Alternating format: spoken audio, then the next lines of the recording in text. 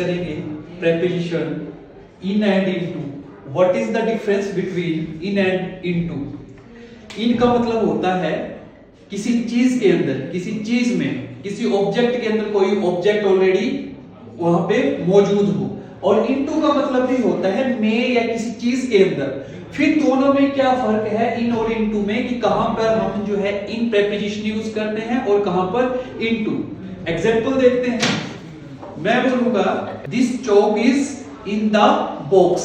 जब कोई ऑब्जेक्ट जो है किसी ऑब्जेक्ट के अंदर होता है तो हम क्या बोलते हैं, इन प्रेपोजिशन यूज करते हैं। अब दूसरा डिस्कस करेंगे into.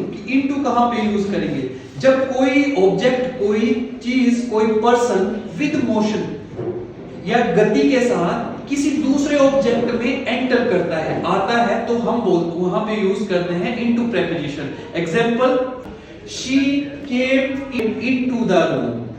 She came into the room. Kiran क्या आई, मोशन के साथ है, उसने क्या किया, रूम के अंदर जो है एंटर किया, तो वहां पे हम प्रेपोजिशन यूज करेंगे इनटू। जब कोई ऑब्जेक्ट, कोई चीज जो है ऑलरेडी किसी एनक्लोज्ड एरिया के अंदर, किसी एनक्लोज्ड स्पेस के अंदर मौजूद होती है, तो वहां पर हम इन प्रेपोजिशन यूज करते हैं। और दूसरा, जब किसी मोशन के साथ, किसी गति के साथ कोई ऑब्जेक्ट जो है किसी दूसरे ऑब्जेक्ट में आता है, एंटर करता है, तो वहां पर हम इनटू प्रेपोजिशन यूज करते हैं।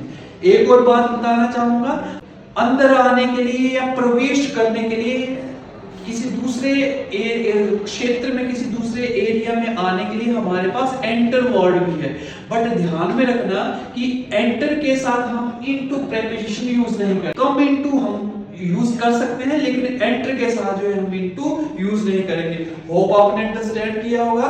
Thank you.